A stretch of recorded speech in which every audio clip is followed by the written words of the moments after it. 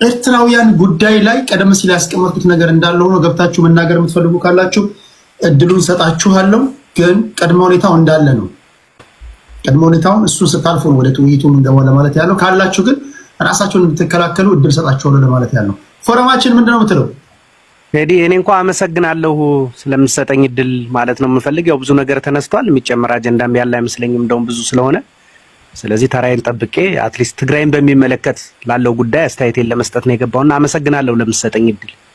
እሺ ከልብ ነው ማመሰግነው። ከልብ ነው ማመሰግነው።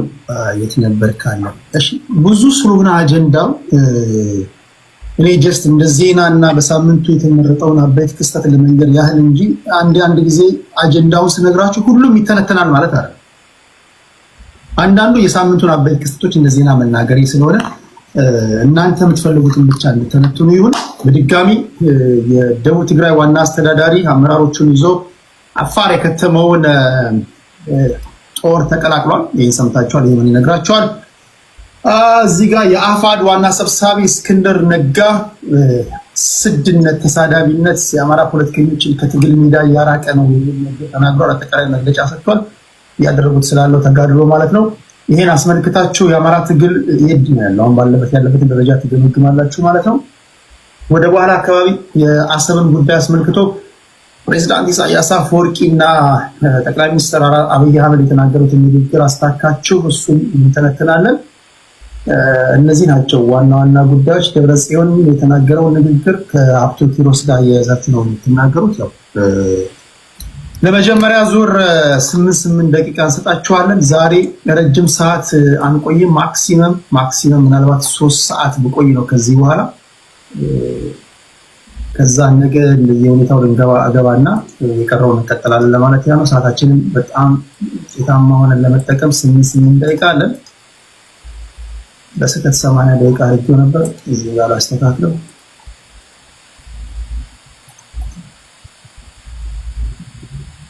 58 ሚሊዮን ብር በእርዳታ ሰበብ ተሰብስቧል። ይህን መረጃ በውስጥ በኩል ላኩልን። እዚህ ጀርባ እነማን ናቸው? ዘራፊዋ ነው። ዘራፊው በደንብ በቦታው ማይታወቅም የሚል ነገሮችን እየደረሱ ነው። ይሄንን በውስጥ የተጠናቀቀውን መረጃ በውስጥ ላኩልኝና ከዚህ ጉድ በስተጀርባ ያሉትን እናወራለን፣ እናጋልጣለን። እናንተው ሴራ ጠንሳሽ፣ እናንተው የሌብነት ዲዛይነር ሆናችሁ እናንተው መፍትሄ አምጪ ልትሆኑ አትችሉም። ሌብነቱ የተጠነሰሰበት ቦታ ላይ መፍትሄ አይገኝም። ይሄ ማለት በሬን ከዘረፈ ጋር አብረን መፈለግ ነው። በተደጋጋሚ እንደዚህ ብላችኋል። እሱን ነገ ከነገ ወዲያ እናወራለን ለማለት ያለው። እሺ ለይፋሎ 8 ደቂቃ አለው እንደምን። ኦኬ አመሰግናለሁ። እኔ የእስክንድር ነጋን ንግግርና የፋኖን አንድነት በተመለከተ መጀመሪያ ሐሳብ መስጠት ፈልጋለሁ። ያንን በተመለከተ አይ ቲንክ አንድ ጊዜ የመጀመሪያ ጊዜ እዚህ ቤት ሲገባ የየትኛውን ፋኖ ነው የምትደግፈው የሚል ጥያቄ ጠይቀኝ ነበርና እኔ የየትኛውንም አካባቢያዊ ፋኖ ወይ አደረጃጀት አይደለም የምደግፈው፣ እኔ ትግሉን ነው የምደግፈው። ምክንያቱም አንድ ሆነው የሚመጡበት ቀን የማይቀር ቀን ስለሆነ ብዬ መልሼልህ ነበርና አሁን ያ እውነት እየሆነ ነው። ያ ስኬታማ እየሆነ ነው። ሶሻል ሚዲያ ላይ ያለው ነገር እንዳለ ሆኖ ትንሽ መሻሻልም እያየን ነው። ሶሻል ሚዲያ ላይ ያሉት ፋኖን እንደግፋለን የሚሉ ሰዎች በውጭም በውስጥም ኃይሎች እንዲከፋፈሉና አንድ እንዳይሆኑ አድርጓቸዋል። ይሄ ነገር ደግሞ ዋጋ ያስከፍለናል። ኢን ሪያሊቲ የሲሪያን የ14 ዓመት ምናምን ትግል ያየ አንድ ያለ መሆን የሚያስከፍለውን ዋጋ ያያል። ከውጭም ከውስጥም ያሉ ኃይሎች እንዴት አድርገው ትግሉን ወደኋላ ማስቀረት እንደሚችሉ በደንብ ኬስ ስተዲ ሊሆን የሚገባው ጉዳይ ነው። ውስጣዊ አንድነታችን ለድላችን ቁልፍ ነው ብዬ አምናለሁ።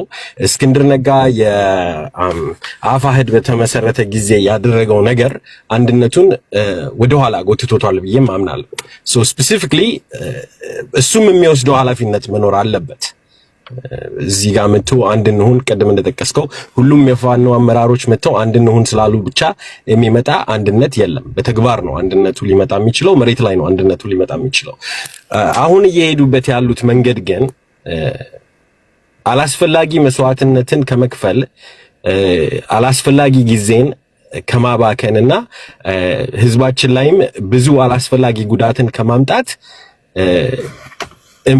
ያንን ሊያስቆም የሚችል ሂደት ነው። ሶ ዩኒቲ ኦፕሽናል አይደለም። የህልውና ትግሉ አማራ ህዝብን የሚመለከት ስለሆነ የድርጅትም አይደለም፣ የግለሰብም አይደለም፣ የአመራርም አይደለም፣ የህዝብ ትግል እስከሆነ ድረስ የታጠቀው ኃይል አንድ ሆኖ የህዝቡን ትግል ወደፊት ማስኬድ አለበት።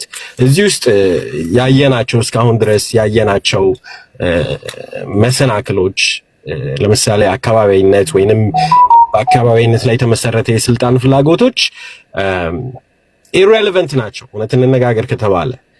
ምክንያቱም ይሄንን መንግስት የሚገለብጠው አዲስ አበባ የሚገባው ኃይል በአካባቢው ላይ የተመሰረተ አይደለም። ከሁሉም አካባቢዎች የተውጣጡ ታክቲካሊ የተደራጁ ዩኒቶች ናቸው የሚገቡት እና ይሄንን እያለፉ መምጣታቸው ተፈጥሯዊ የሆነውን የትጥቅ ትግል ሂደት እየተከተሉ እየመጡ ነው ብዬ አምናለሁ። በዛው ልክ ደግሞ ያላግባብ ኢንፍሌት ተደርገው በጣም ተንቦራቀው ሰፍተው የሄዱ ችግሮች አሉ፣ መሄድ ካለባቸው በጣም ያለፉ ይሄ በአካባቢነቱ ዙሪያ ማለት ነው። እና ሶሻል ሚዲያ ላይ ላሉት ሰዎች የሚተላለፈው መልእክት ሁሌም አንድ አይነት ነው። አንድ የሚያደርግ ሐሳብ ከሌላችሁ ዝም ብትሉ ይሻላል። ምክንያቱም ይሄ መሰዳደቡ፣ ጎጠኝነቱ፣ ተበዳይነቱን ስሜት እየቀሰቀሱ አስከታይ ማብዛቱ ትግሉን ይጎዳዋል እንጂ ማንንም አካባቢ ስፔሲፊክሊ ሊጠቅም አይችልም። እኔ አሁን እንደ አንድ ኢትዮጵያ ውስጥ እንዳላደገ አማራ አካባቢነት በጣም ይከብደኛል። ከአማራነት ውጪ አይታየኝም እና በጎጥ ተደራጅተው የሚሰዳደቡት ልጆች ብላክ ያልተደረጉበት ቤት የለም። ምክንያቱም ማቀርበው ሐሳብ አንድ ነው፣ ረፉ ነው። አሁን ይሄ በፋኖ አመራሮች ደረጃ ይሄ እየተገሰጸ መምጣቱ በጣም ጥሩ ነው። እነሱ ካለባቸው ኃላፊነት ከሚያደርጉት የትግል ጊዜ ወስደው ሶሻል ሚዲያ ላይ ለተሰበሰበ ደጋፊ ምክር መስጠታቸው አሳዛኝ ቢሆንም አዋቂ ትልቅ ሰው መምከር ቢሆንም አይ ቲንክ አሁን እየታየ መምጣቱ ጥሩ ነው። ሌላው አፋሃድና አፋባሃ አንድ የሚሆኑበት መንገድ ክሊርሊ የህልውናው አደጋን ለመቀልበስ በሚደረገው ሂደት አንድ መሆን ግዴታቸው ስለሆነ አንድ የሚሆኑበትም ሂደት ዘለቄታ ባለው መልኩ ቢሆን ጥሩ ነው። አሁን እየወጡ የሚናገሩትም በውስጥ የሚደረገው ውይይት በጣም ጥሩ ነው። ለአማራ ህዝብ ትልቅ ተስፋ የሚጥል ነው። የኔ ጥያቄ ቆይ ተፈጠረብን የምትሉት ኮዝ ወይም ደግሞ ችግር ሆኖብናል የምትሉት ኮዝ አንድ ካላደረጋችሁ ትግል ስታደርጉ አንድነት በመፈክር ብዛትና በንግግር ብዛት የሚመጣ ነገር ነው እንዴ? ችግሩ አንድ ካላደረጋችሁ ምንድነው አንድ ላይ አድርጋችሁ የሚችለው ነገር?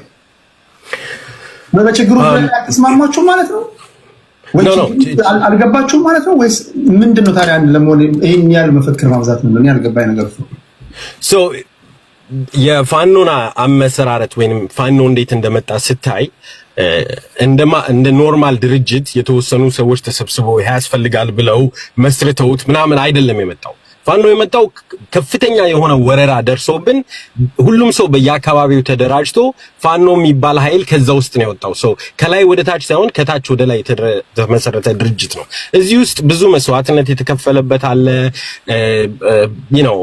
ሶ የአደረጃጀቱ ሂደት እንጂ አንድነቱ ላይ ችግር ያመጣው የዓላማ ወይንም የእቅድ ወይ የግብ ችግር አይደለም። ይሄ ደግሞ እኛ ለመጣንበት መንገድ ተፈጥሯዊ ነው። it's very natural ፓወር ኮንሶሊዴት አድርጎ አንድ ድርጅት ለመፍጠር ከባድ መሆኑ ናቹራል ነው በዚህ ሂደት ማለት ነው። but እዚህ ውስጥ አንድ ሪሊ መንካት ያለብኝ ሐሳብ ምንድነው አንድነቱ በቃ ሁሌ እኔ የማውቀው በእርግጠኛ አንድነቱ እንደሚመጣ አውቅ ነበር። በቃ በእርግጠኛነት የሚቃወማቸው ሐሳቦች ቢኖሩም የሚቃወማቸው ክስተቶች ቢኖሩም አንድን ድርጅት ወይ አንድን አደረጃጀት አንድነት ውስጥ እኔም ወይ የምደግፈው ቦታ የለም ብዬ ያለፈ ነገር ተናግሬ አላውቅም። ያለፈ ነገር የተናገሩ ሰዎች ደግሞ ዋጋ የሚያስከፍል ክስተትን ፈጥረዋል። ለምሳሌ ከትግሉ የተገለሉ ሰዎች አሉ። አንድነት ባለመኖሩ ይሄ አሸማቃቂ የሆኑ አካባቢያዊ ስድድቦች በመፈጠራቸው ብዙ ገንዘብ ሊያዋጡ የሚችሉ ብዙ ሊረዱ የሚችሉ ሰዎች ዲሞራላይዝ ተደርገዋል። ይሄንን ደግሞ የመቀልበስ ስራ መሰራት አለበት ብዬ አምናለሁ። ኦፊሻሊ ግን አንድ የሆነ ድርጅት ወጥቶ ማየት እንፈልጋለን።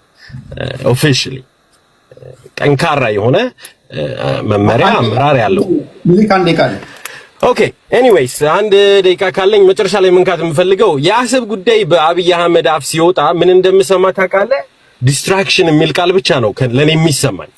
ምክንያቱም አሰብ እና ኢትዮጵያ ድንበር የ39 ኪሎ ሜትር የ39 ማይል ልዩነት ነው ያላችሁ 39 ማይል ሶ የምንጠይቀው ሪሊ ፖርቷን ብቻ ነው ወይስ የአፋር ህዝብ የሚኖርበትን ወደ ላይ ከሄደ ከ200 ማይል በላይ ርቀትን የሚይዘው ይሄ የኤርትራ ሾጣጣው ወደ ታች የሚወርደው የአፋር ህዝብ የሚኖርበት መሬት በተክላላና ህዝቡን ነው ወደ ኢትዮጵያ እንዲቀላቀል የምንጠይቀው? ፖርቷን ብቻ ከሆነ ይሄ የዲስትራክሽን ኩዌስችን ነው። ትክክለኛ ጥያቄ ሆኖ ሊመጣ የሚችለው የአፋር ህዝብን ወደ እናት ሀገሩ በምርጫው እንዲቀላቀልና በሰላማዊ መንገድ ሲሆን ብቻ ነው እንጂ ይሄ ፖርት ፈልጋለሁ ምናምን ዲስትራክሽን ነው፣ የአብይ ዲስትራክሽን ነው። በተአምር ከሻቢያ ጋር ጦርነት ይጀምራል ብዬም አላምንም። ምክንያቱም አብይ እንኳን ከሻቢያ ጋር ጦርነት ሊጀምር የዛፍ ላይ እንቅልፍ ሆኖበታል 4 ኪሎ ኢትዮጵያንም በስርዓቱ ማስተዳደር አልቻለም። so I don't think there will be a war ኢትዮጵያ የባህር ወደብ ባለቤት የምትሆን ከሆነ ሊመጣ የሚችለው ጥያቄያችን በስነ ስርዓቱ ፍሬም ተደርጎ የአፋር ህዝብን ባማከለ መልኩ ይሄ የኤርትራ በጣም ሾጣጣው ወደ ታች ወደ 200 ማይል እስከ ጅቡቲ የሚወርደው ወደ ኢትዮጵያ ሲመለስ ብቻ ነው ያምናል። ኦኬ ታንክ ዩ ከልባስ ጋር ኦኬ አንዳንዶቻችሁ አንዳንድ ቁጥር የምትጽፉት ምን እኔ ኢንቪቴሽን ልክ እኔ እንዳስገባህ ነው ወግኖ ሲዳሩ ማለቀስ አይደል? ላክ እንደማንኛውም ሰው ሪኩዌስት ለከተራን ጠብቀህ ግባ። አንዳንድ ቁጥር ትጽፋለህ። ቤት መጥቼ ማስገባኝ ማለት ነው የቀረበው። እሺ እንደሰው ሪኩዌስት ላክ ተራ ጠብቀህ ትገባለህ። ቴንክ ዩ ምኒልክ ፋኖ ከልብ እናመሰግናለን። ቅድስታችን ወደ አንቺ ልምጣ። እሺ አመሰግናለሁ ቴዲ እንደ ሁል ጊዜው እኔ በዚህኛው ዙር የህወሓትን እና የፋኖን እንዲሁም የተለያዩ የፖለቲካ ፓርቲዎች ወደ አንድ መምጣትን አስመልክቶ የተወሰነ ለማለት እወዳለሁ። እንግዲህ ትግራይ ክልል እየተፈጠረ ያለውን ነገር ለማንሳት ያክል የህወሓት የፖለቲካ ስሪት ይታወቃል።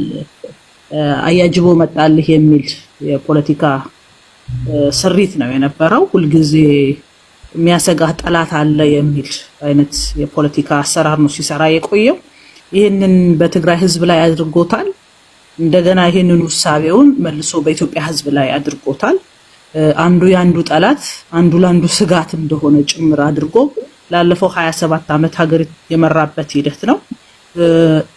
ለውጥ ሲመጣ ያው የፈረደበት ወደ ትግራይ ህዝብ ስር ሄዶ የተሸጎጠበት ሂደት አለ።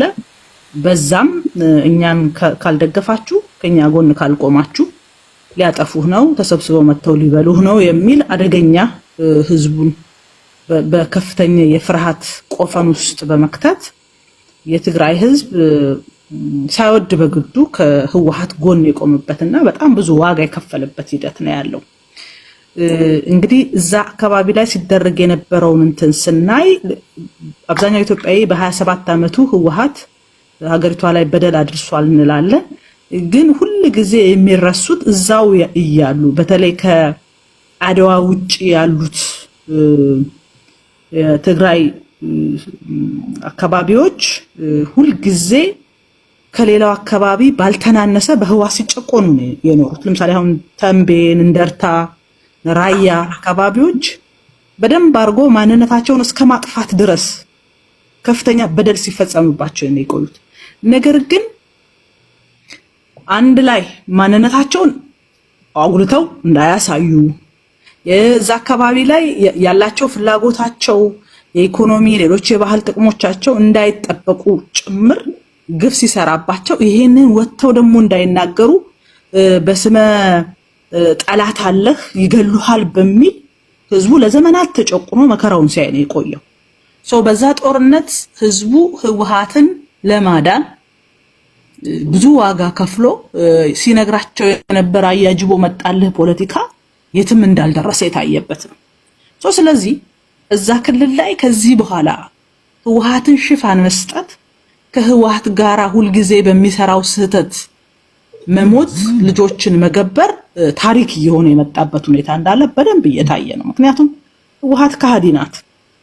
የሆነ ጊዜ ተጠቅማ ከዛ እንደምትጥል በደንብ እዛ አካባቢ ያለው ህዝብ ያውቃልና አዳዲስ አሰላለፎችም እየመጡ ያለው ለዛ ነው።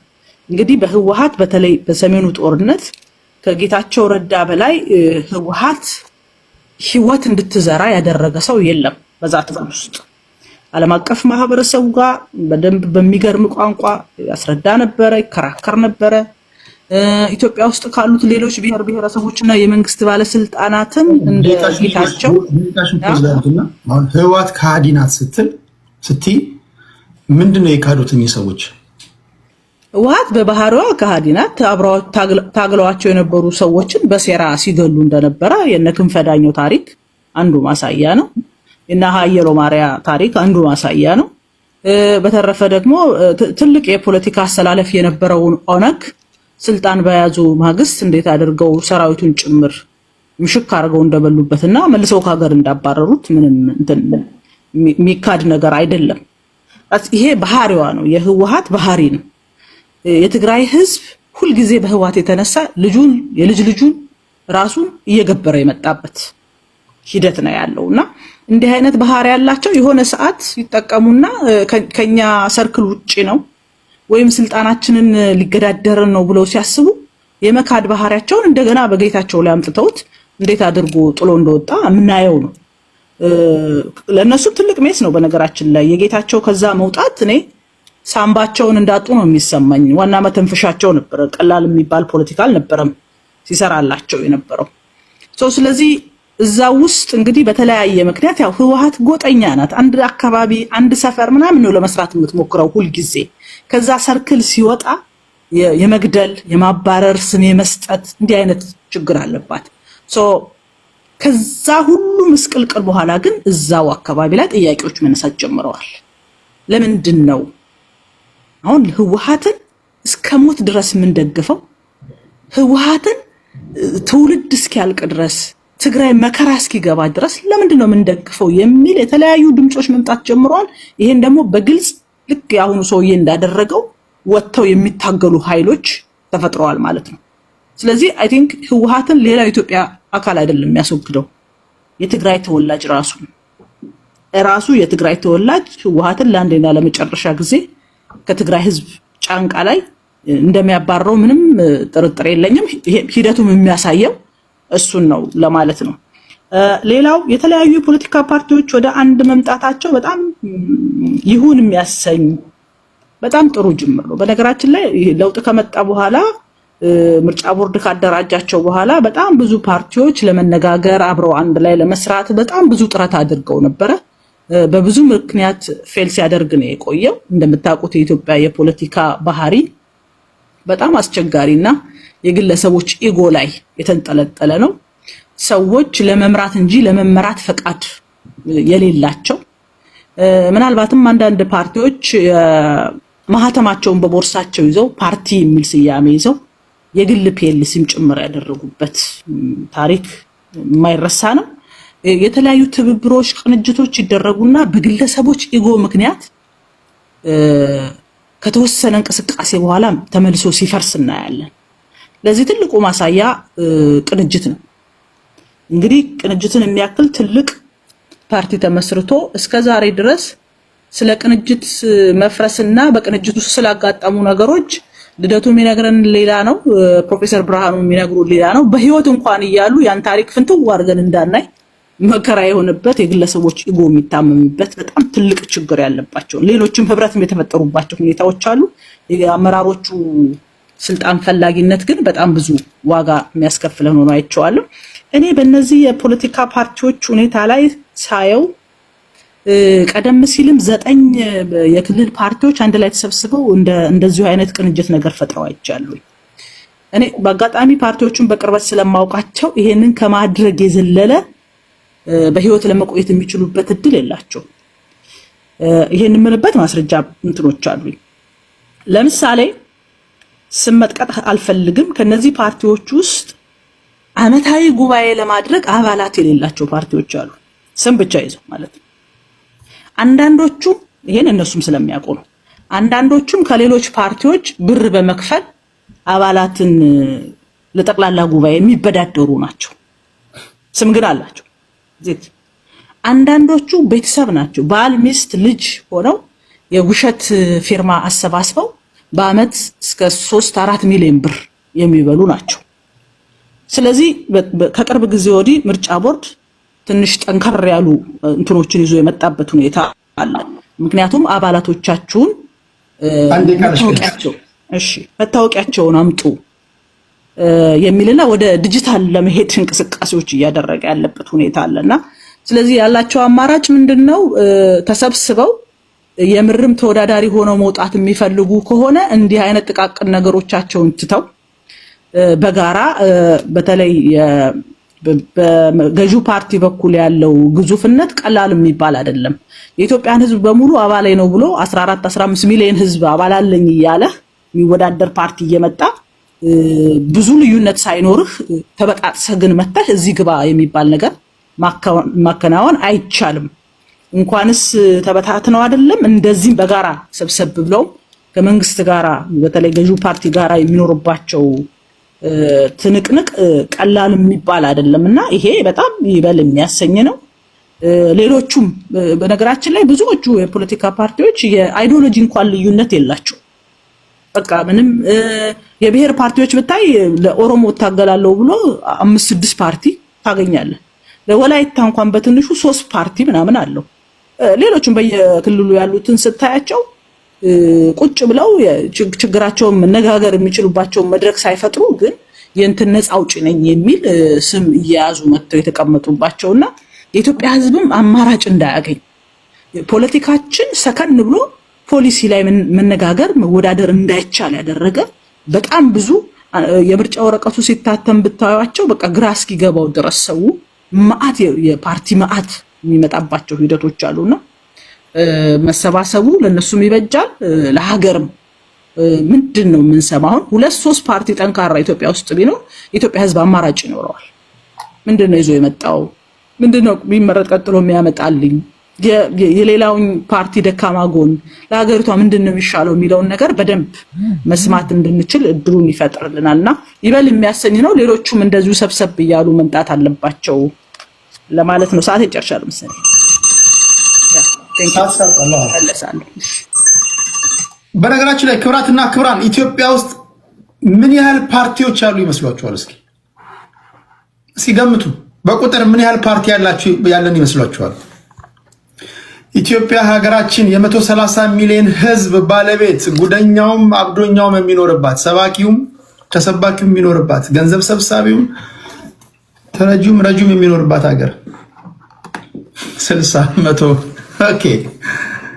ስንት ፓርቲዎች ያሉ ይመስሏችኋል? ክልላዊና ሀገራዊ ፓርቲዎች። እሱን ኮሜንት ላይ ጻፋችሁ ጠብቁ፣ ነግራችኋለሁ።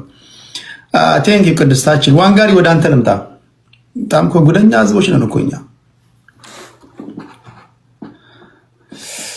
ከተረጂው በላይ እዚህ ቲክቶክ ላይ ቲክቶክ ላይ በነገራችን ላይ ከተረጂው በላይ ገንዘብ ሰብሳቢ በስቷል። እርዳታ ከሚፈልገው በላይ ገንዘብ የሚሰበስበው ቁጥር ብዙ ነው።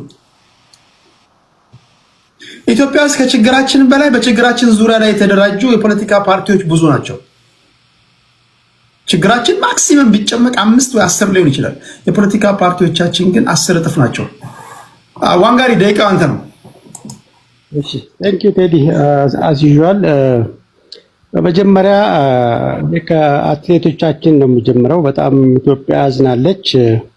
ኢትዮጵያን ያስተሳሰረ የኢትዮጵያን ሰንደቅ ዓላማ በዓለም አደባባይ ኢትዮጵያዊነት እንዲበጣጠስ ላለፉት 30 ዓመታት ሲሰራ እነሱ የኢትዮጵያ አንድነትን ሲገምዱ የነበሩ አንዱ ሴታችን ነበር። አትሌቲክስ ስፖርት ብቻ አልነበረም ኢትዮጵያ ላይና ኢትዮጵያዊነትን ያሳየ አንድ የስፖርት ቡድን ነበር፣ አካል ነበር። ይሄ አካል ቡዳ በላው መሰለኝ እንግዲህ ላለፉት 6-7 ዓመታት ይሁን ብቻ ከዛ በፊት እየቀነሰ መጥቶ ወርቅ አልባ ሆነናልና እኔ በጣም ይሄ የጎጠኝነት አስተሳሰብ የብሔር ፖለቲካው አትሌቲክስ ውስጥ የገባ ይመስለኛል። ይሄ ኮኦፕሬት ያለ ማድረግ ያለ መተባበር ለአንድ አገር ወክለው እንደሚሮጡ አለማሰብ የድሮ ህብረት ለምሳሌ እንደነ ወርቅነሽ ኪዳኔ ለነ ጥሩነሽ ዲባባ ውጤት ወርቅነሽ ኪዳኔ የከፈለችው ለነ ኃይሌ ውጤት እና አሰፋ የከፈሉት ዋጋ ያንን ትሬንድ ሌሎቹ ወሰዱት። አሜሪካ ገባ፣ ቤልጅየም ገባ እያየ ነው ማለት ነውና በእኛ መሀል ይሄ አይ ቲንክ የብሔር ፖለቲካ ዩኒቲውን በጣም ያላለው ይመስለኛል እና ውጤት አልባ ሆነናል። እኔ በጣም የሚያሳዝን ነገር ነው። እዚህ ላይ በጣም እሪ ማለት አለብን። ምክንያቱም አንዱ እሴታችን ነው። ይሄን የብሔር ፖለቲካ ውጤት አልባ ያደረገው አንዱ አትሌቲክስ ነው ብዬ ነው የማስበውና አንዱ የናሽናል አይደንቲቲ መገለጫ ነው ልክ ለኢትዮጵያ። ስለዚህ አትሌቱ ላይ የደረሰው ውጤት እጅግ ያሳዝናል። እንግዲህ ልንሰራበት ይገባል የሚለው መልእክት ማስተላለፍ ፈልጋለሁ። ይሄ የፖለቲካ ፓርቲዎች ዩኒቲን በሚመለከት እንደው ቀልድ ነው። እንደው ያው ለምሳሌ የአብሮነትን መግለጫ ይሄ ነው የኢትዮጵያን ፖለቲካ ይጎዳል።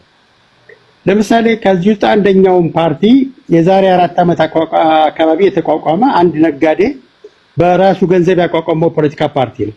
በራሱ ገንዘብ ያቋቋመው ስሙ ኢትዮጵያን የሚጠራ ዲሞክራሲ የሚያወራ ግን ራሱ ከኪሱ አውጥቶ ፓርቲ የመዘገበ ይሄ የራሱ ቃል ያመነው የዛሬ 4 ዓመት 5 ዓመት ስሜነ ባይፈርስ ዋልታ ላይ ቀርቦ በጥያቄ ሲያጣድፈው የነበረ ፓርቲ ነው። እሱ ፓርቲ ነው አሁን ቅንጅት ፈጠረ የተባለ። በጣም እኮ የምናሳዝን ሰዎች እኮ ነው። ይሄ ሰውዬ በስሜነ ባይፈርስ እስቲ የራያችሁ ምንድነው ራያችሁ ምንድነው ሲባል እና ደንባቸው ነው ምን ተጻፈ ታውቃለህ? ይሄ የመጀመሪያው እንግዲህ አንተ ራያችን ይሄ ነው ብለህ ኦብጀክቲቭን ትገልጻለህ አይደለም? የህግ የበላይነትን ማስከበር የዜጎች እኩል ዋቴቨር ምን እንደሚል ታውቃለህ? የፓርቲያችንን ዓላማ ማስተዋወቅ ይላል። የመጀመሪያው ምንድን ነው የምታስተዋውቀው ብሎ ሲለው ይሄን ጥያቄ መረዳት አቅቶት ሲንተባተብ የነበረ ሰውዬ መጨረሻ ላይ በጣም ያሳዝንህ ለመሆኑ ምንድነው? አይ እኛ ሰው ዜግነት ነው በዜግነት ላይ የተቋቋመ ፓርቲ ነው የምናውቀው። ታዲያ የዜግነት ከሆነ ለምን ከኢዜማ ጋር ወይም ከአንደኛው ከእናት ፓርቲ ጋር አይቻልም? የኛ ዜግነት ጉዳይ ከኢዜማም አይገናኝም ከእናትም አይገናኝም ብሎ ሲያብራራ የነበረ ሰውዬ በጣም ቸገረውና እንደዚህ ያጭበረበራችሁ ህዝቡን እናንተ ፖለቲካ ፓርቲ የግል ገንዘብ መሰብሰቢያ ያደረጋችሁት ብሎ ተቆጥቶ ስሜነ ባይፈርስ ለመሆኑ አይዲዮሎጂያችሁ ምንድነው አለ። ፖለቲካል አይዲዮሎጂያችሁ ምንድነው? የኛ ፖለቲካል አይዲዮሎጂ ሰውን ማስተዋወቅ ነው። ኖ ምንድነው አይዲዮሎጂያችሁ ሲለው አይዲዮሎጂ እንኳን ምን እንደሆነ ፖለቲካል አይዲዮሎጂ ምን እንደሆነ ማያቅ ኢትዮጵያን እመራለሁ ብሎ ኢትዮጵያን ሊያገባት አጭታውታል። አታጋገረው እኛን ሊመራል ማለት ነው። ይሄ ሪዮት ዓለማችሁ ምንድነው ተብሎ ተጠይቀው ነው?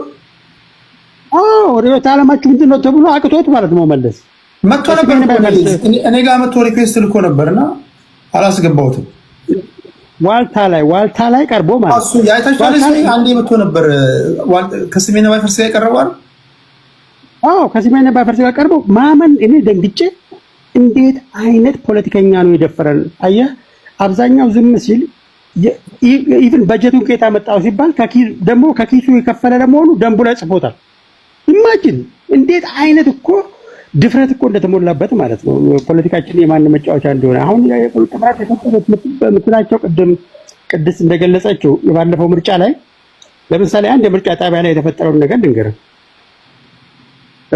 ባልደራስ፣ ኢዜማ፣ እናት ፓርቲ እና መዋዘ ጥበባት ዳንኤል እና ብልጽግና ነው የተወዳደሩት። አንድ ምርጫ ጣቢያ ላይ መዋዘ ጥበባት ዳንኤል ያለፈበት ማለት ነው ተወዳድሮ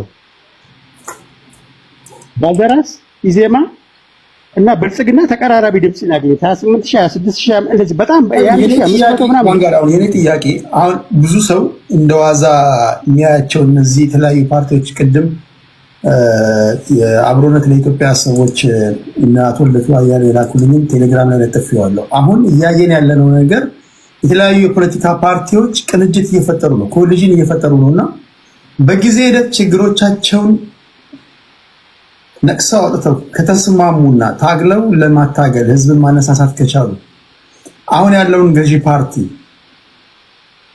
በሲቪል ዲስኦቢዲየንስም ሊሆን ይችላል፣ በምርጫም ሊሆን ይችላል። ምናልባት ሞስት አላይክ በምርጫ ግን ሊጥሉት አይችሉም ብለህ ታስባለህ? በፍጹም አይጥሉትም። ለምንድን ነው የማይጥሉት? ምንም የማይጥሉት መሰለህ? የተለየ ጠንካራ ስለሆነ አይደለም ብልጽግና መንግስት ገብቷል። ለምሳሌ ቅድም እኮ ጠየቅ ወንድሜ ጠየቀው እኮ ለምሳሌ የህልውና ጥያቄ አለብኝ ብለህ ትነሳና ልክ በኦነግ ፋክሽኖች መሀልም የተፈጠረው ኦሮሞ ህልውና ጥያቄ አለበት ብሎ 5 ኦነግ አለ እግዚአብሔር ያሳይ። 5ቱም ኦነግ ነው። ኦነግ ተኩማ ኦነግ ምናምን ብሎ ይመጣ ተመሳሳይ ሪፕሊካ አማራ ውስጥ ታየዋለህ። እንደዚህ አይነት አሁን ፖለቲካው የኛ ፖለቲካ በጣም ፋንዳሜንታል ችግር ነው ያለበት። ከ60ዎቹ ጀምሮ የመጣብን ጣጣ ይሄ ነው። የምንታገልለትን ኮዝ ራሳችንን የምንበላው ተቃዋሚ ኃይሎቹ ራሳቸው ትልቁን ኮዝ አፈር ከድሜ ሲያበሉት ያለ። ለምሳሌ ቅንጅት ተቋቋመ፣ ፈረሰ። ማን አፈረሰው? ለምን ፈረሰ? ልክ ምርጫ ሲደርስ የሚቀናጁት ምርጫ ሳይደርስ ተደብቀው እንደንትን ቆይተው ልክ ምርጫ ሲደርስ የሳምሶናይት ፓርቲ የሚሆኑት ለምንድን ነው? ይሄ የአፍሪካን ዲሞክራሲ ያቀጨጨ የፓርቲ ፖለቲካ አፍሪካ ላይ ኢንትሮዲዩስ ከተደረገ ጊዜ ጀምሮ የፓርቲ ፖለቲካ የኢኮኖሚ የገንዘብ መሸቀጫ በመሆኑ ብር አለች የምትሰጥ ፓርቲ ሆነ ስትመዘገብ አየህ። በቤተሰብ በዘመዳ ዘመድ ትመዘገባለህ። ምርጫ ሲደርስ ኮአሊሽን ትላለህ። አንደኛ ዲሞክራሲውንም ትገለዋለህ። ያንተ መጠቀም አለመጠቀም አይደለም። እኔ እነሱ መጠቀም አለመጠቀም እኔ ግዴታ አይጎዳኝም። እኔን የሚጎዳው ኢቭን ዲሞክራሲውን ያሳክሩታል፣ አየህ፣ ያጭበረብሩታል። ያሉ እየመሰሉ የሉ። ከዚህ በፊት አንድ ወዳጄ አንድ ጎጃም ከጉራጌ ጓደኛው ጋር መስቀል ጉራጌ ሀገር ሄዶ ጉራጌ ሀገር በጣም ተደስቶ ተመልሶ ምን ታዘብክ ጉራጌ ሀገር ሲሉት እኔ ጉራጌ ሀገር በጣም ደስ አለኝ፣ ግን ጭፈራቸው ብቻ ገረመኝ አለ። እንዴ ምንም ለምንድን ነው ጭፈራቸው የገረመኝ ሲለው እየሄዱ እየመሰሉ ግትር የሚለው ነገር በቃ ጭፈራቸው ገረመኝ። እየሄዱ ያሉ እየመሰሉ የሌሉ ፓርቲዎች ማለት ነው። ያሉ እየመሰሉ የሌሉ ፓርቲዎች ዲሞክራሲውን የሚያቀጭጩት ከገዢው ፓርቲ ባልተናነሰ መልኩ የነሱ ኦርጋናይዝድ አለመሆን፣ ኦርጋናይዝድ የሚሆኑበት አላማ፣ ኦርጋናይዝድ ሆነው የሚያመጡት ውጤቱ ለምሳሌ ብልጽግና መንግስት ቢጥሉት በማግስቱ መሳሪያ የሚማዘዙት እርስ በርስ ነው። በማግስቱ ይሄ ምንም ሳይታለም የተፈታል። ገብቷል። ፖለቲካ እንደዚህ አይደለም የሚሰራው።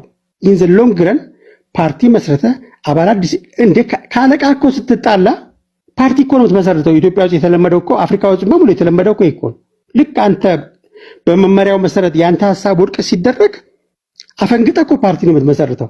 ፋክሽን ትፈጥራለህ፣ ፓርቲ ትመሰርታለህ። ይሄ የፓርቲ ፖለቲክስ ኢትዮጵያ ውስጥ ኢንትሮዲዩስ ከተደረገ ጊዜ ጀምሮ አኩራፊ ኃይሎች ፖለቲካ ፓርቲ በመመስረት በመጨመር በመጨፍለቅ በመቅድጅት በመፍጠር በመበተን ነው የሚታወቁት።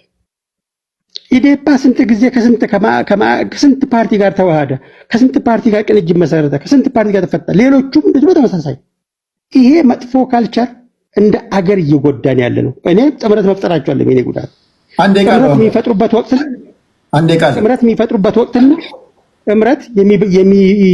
ጥምረቱን የሚያፈርሱበት ወቅት ራሱ በፖለቲካዊ በዲሞክራሲ ዴቨሎፕመንቱ ላይ ትልቅ አስተዋጽኦ አድርገዋል። ስለዚህ እነዚያውን ጥምረት የፈጠሩት ሰዎች እንደው ወፌ ቆመች ብንላቸው መርጣለሁ። ነገር ግን ሁሉ ጊዜ ዲሞክራሲ የሆነ ምርጫ ሲደርስ ብቻ ተሰብስበ ምርጫ ሲያልፍ የምትበተንበት የደቦ ስራ አይደለም። ራዕይ ትውልድ ፈጥረ ተተኪ ፈጥረ አማራጭ ፖሊሲ አቅርበ ልክ የምርጫ 97 ጊዜ ፖሊሲያችሁ ምንድነው ሲባል ፖሊሲያችን ምን ፖሊሲ ይሉናል። እኛ ፖሊሲያችን የኢትዮጵያ ሕዝብ ነው።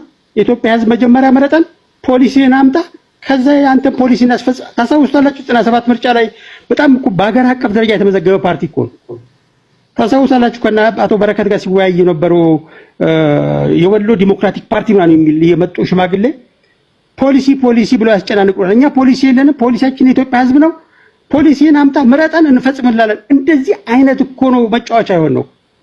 የነሱ እዛ ጋር ገንዘብ ማግኘት ሳይሆን የሚያሳዝን እንዴት አድርገው ዲሞክራሲውን መለማመጃ አድርገው መጫወቻ እንዳደረጉት ነውና የነሱ ህብረት ብዙም የሚያመረቀነኝ ነገር አይደለም። ይህ ቢሳካላቸው ደስ ይለኛል፣ አማራጭ ሆኑኛል። ነገር ግን እንደዛ አይነት ሰው የአይዲዮሎጂ ልዩነት የማያውቅ ሰው ተቀናይቶ የሚያመጣው ለውጥ አለ ብዬ ስለማላስብ ነው። ቴንክ ዩ። እኔ የመጀመሪያው ይሄ እውነት ነው። ኢትዮጵያ ውስጥ ያለፉ ጊዜያቶችን እንኳን ብታዩ ጃንሆይ ከስልጣን ከወደቁ በኋላ ኢቭን ደርግን እንኳን ለመጣል የተደረገውን ትግል አይታችሁ ከሆነ ኮሊዥን ተፈጥሮ ነው። ኢትዮጵያን እናድን እንደ ኢትዮጵያ ተብሎ ነው። ኢህአዴግም ስልጣን ላይ በወጣበት ጊዜ 1997 ላይ ህዝባዊ መነቃቃትን የፈጠረው ቅንጅት ኢትዮጵያውያን መስማት ያልፈለጉትን ኢትዮጵያዊነት የሰማንበት ጊዜ ስለነበር ነው። የኢትዮጵያ ህዝብ ኢትዮጵያን አሽሙንሙን ስትነግረው የሚወድ ነው። ደማችን ከዛ ጋር የተሳሰረ ነው። አፈርሰውን እኔ እንደው ልምከራችሁ ማህበረሰብ ውስጥ እንደሚርመሰመስ ትንሽዬ ሰው ኢትዮጵያን ጠልተ ከቁጥቋጦ አትወጣም። ካለህበት ከጫካ እንደው 1 ኢንች ከተራመድክ ኢትዮጵያን ሳታስቀድም እኔ አፈርሰውን አንተ አውቀህ ነው ወይ ዝም ብለህ ቁጥቋጦን ለመጠበቅ ምናምን የዱር አራዊትን ለመጠበቅ ካልሆነ በስተቀር ፖለቲካ ፓርቲ ነን ብዬ አላስብም። ሪሊ መሻገር የሚፈልግ ሰው ኢትዮጵያ ከገባችበት ችግር እንዴት ነው የምታወጣት? እሱ ለኢትዮጵያ ህዝብ መናገር አለበት ብዬ አስባለሁ። የብሔር ፖለቲካ አይ ዶንት ቲንክ